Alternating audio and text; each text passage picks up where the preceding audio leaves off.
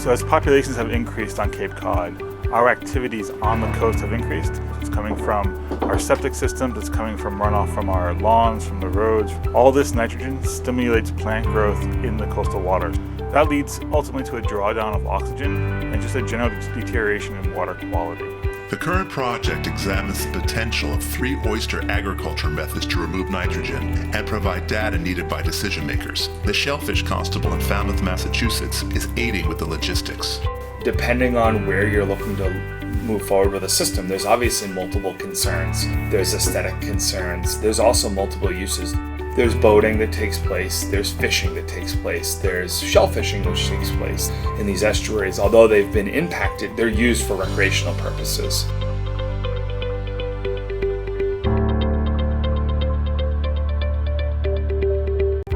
We're trying to come up with the best practices protocol for 3 different systems. We have a system that's a floating bag system that sits on top of the water column, and these are these black bags you see on top of the water column. We have a mid-water system that holds the bags about a foot below the surface of the water, and then we have traditional bottom cages, which are cages that lay right in the sediments.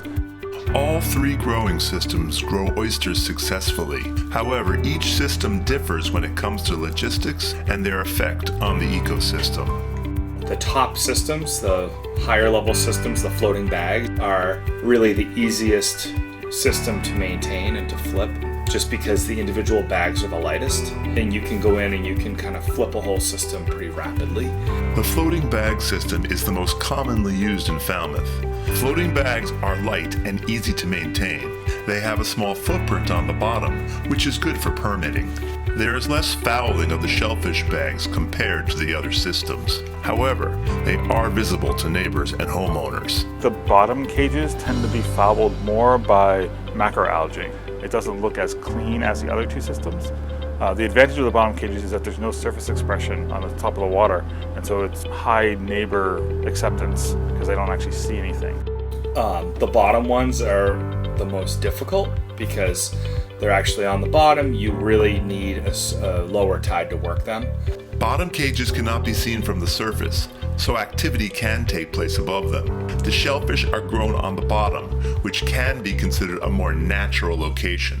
They have a large bottom footprint and collect more growth, which can impact permitting. They are considered the most difficult to work. The midwaters are nice because it's a little bit of kind of a foot in both worlds. You can flip them up. You can actually address the bags from the surface. The whole system rolls over. But one of the issues with setting them up and later on is with maintaining them is that they get so heavy, particularly with the second-year animals. Midwaters are a combination system with floats and cages. They are easy to access from the surface and flip over. They can become heavy to flip during the second year of growing.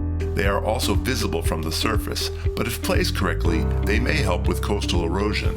There are advantages to each system depending on what you're trying to accomplish and what your constraints are. And so while floating bags might be appropriate in Site A, Site B may want to use a different system.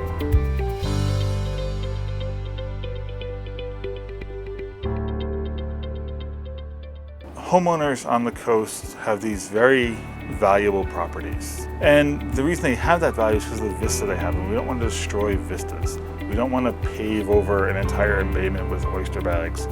Our goal is to put in enough oysters to remediate the water quality, and so that you have good water in front of those homes, which increases property values. If you have nasty water in front of those homes, those property values plummet very quickly. When you're working with a new community, putting in a new farm or you're doing anything else, you really need to have a person who's dedicated to helping educate the neighborhood and the neighbor. And one of the hallmarks of our farms are they look neat. They look professional. There's something that, we hope that our neighbors are proud to look out and say, hey, this is an oyster farm.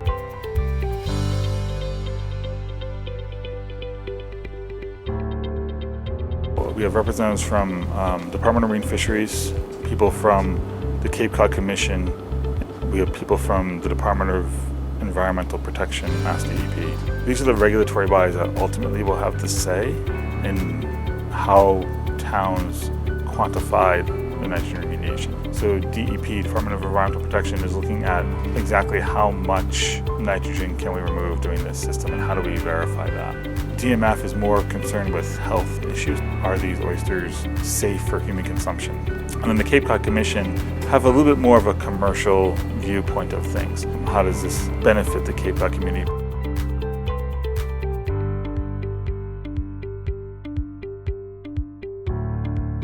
The first thing communities are concerned about are the economics of it.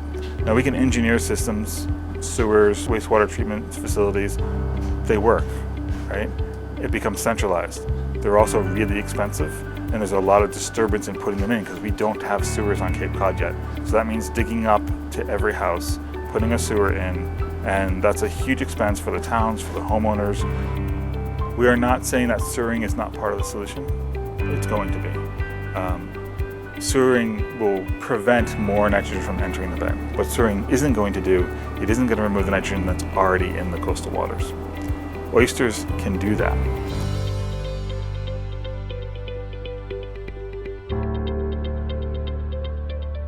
You know, having that volunteer outreach piece for us is why our program has been uniquely successful.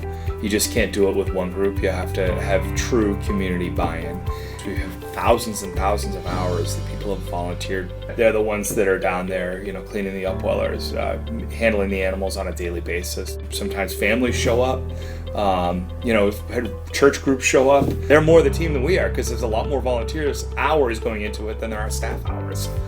The other group that we work with is the Barnstable County Sheriff's Department and the inmates, and we do a lot of inmate work, and we're looking to extend that.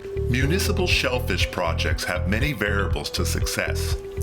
Outreach and education of those being affected is vital to how the project will be perceived. Getting the proper input from state agencies keeps the process moving smoothly.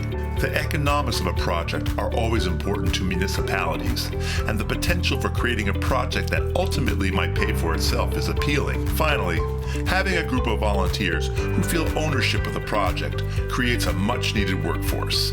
All of our oars are in the water at the same time, and we're all pulling in the same direction, so that I'm not replicating something that's already going on, I'm building on something that's going on. On the Cape, if we can all get our arms around what we're all working on and then take a chunk of that, then hopefully we can advance what we're doing at a greater speed and not redo a lot of the work that's already been done. We can't put oysters everywhere. We don't want to.